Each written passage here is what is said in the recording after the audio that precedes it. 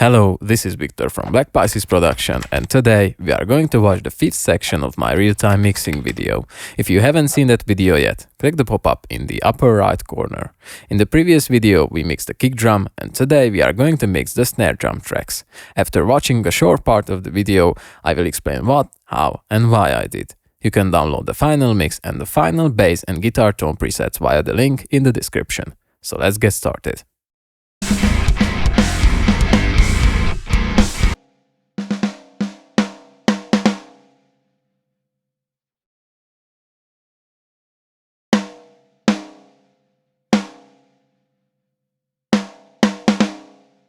I started mixing the snare drum with the snare top track. The drive on the VCC channel module was boosted to saturate the signal.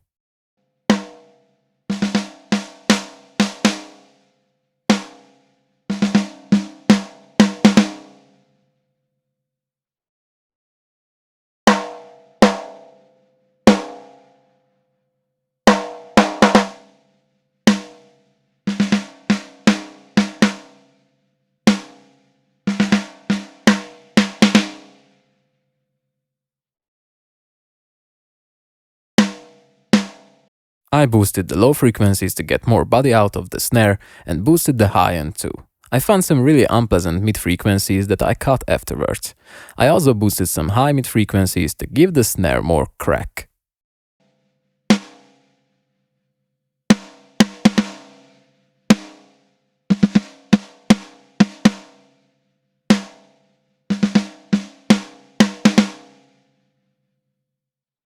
After the EQ, I used the FG bomber to make the snare super punchy.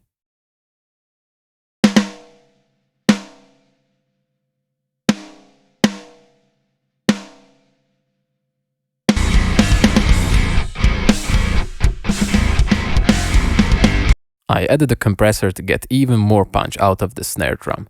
The compressor was working with slow attack and fast release, and it was showing around 5 dBs of gain reduction.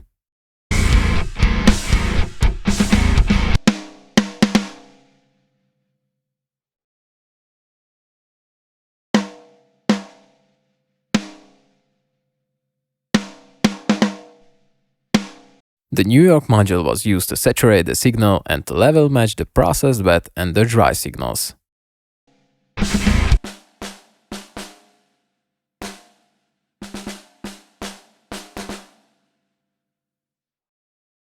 The Snare Bottom track came next. I started with boosting the drive on the VCC channel module to saturate this signal too.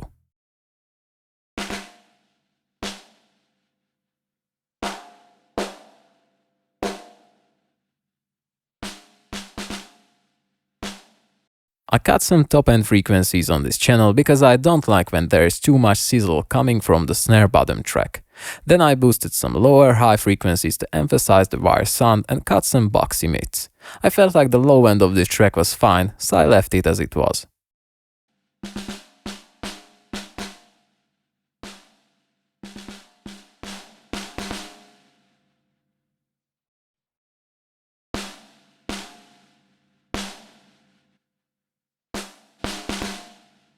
I knew that I wanted a fast compressor to clamp down the attack of the snare track and to make it sound longer.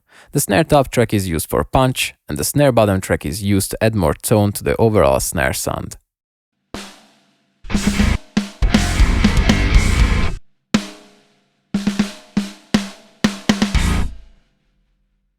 I listened to the snare in context and adjusted the bottom snare max level to give the snare more tone.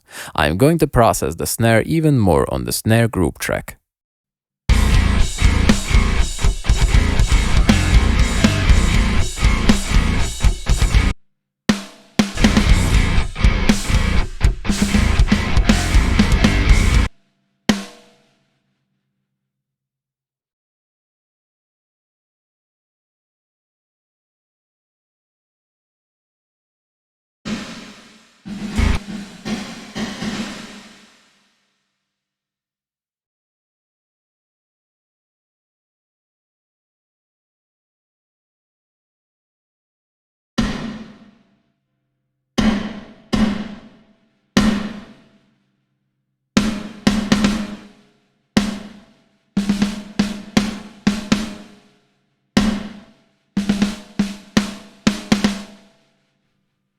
I knew that in this mix I wouldn't use any reverb sends, but I also knew that I would want some reverb at least on the snare drum. So I added a reverb and turned down the dry wet value.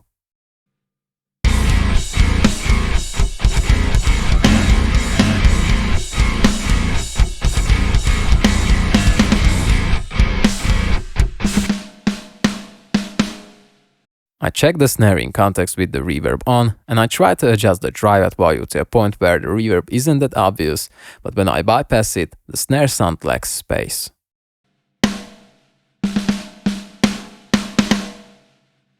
I replace the VCC channel module with the VCC mix bus module to add new flavor to the signal.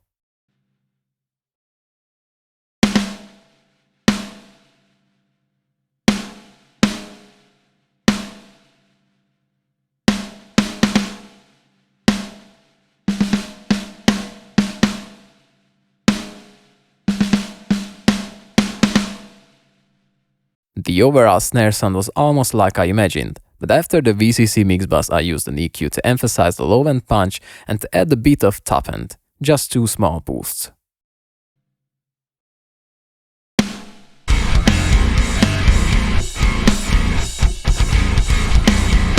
The last module in this chain was a compressor with slow attack and fast release to add even more punch to the snare drum.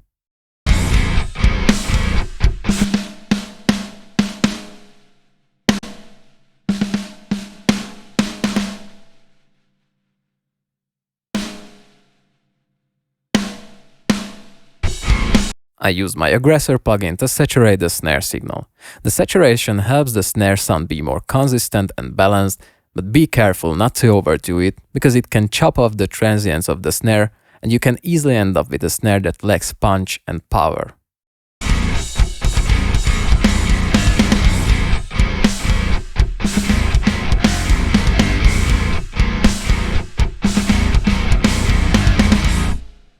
You could see that the processed snare peaked around -12 dBs and the unprocessed snare peaked around -6 dBs, but the processed snare's perceived loudness was still higher. This is because we use saturation. Saturation is one of the main tools that will help you get big and punchy drums. I think that using saturation is essential in digital environments in order to get a more pleasing sound. So the snare is done for now. We will go on and mix the room track in the next video. If you don't want to wait, you can support me on Patreon or buy me a coffee and get access to the whole video series right now. Links are in the description. Thank you for watching, and if you like the video, click the like button, subscribe to the channel, and leave a comment. Have a nice day. See you next time.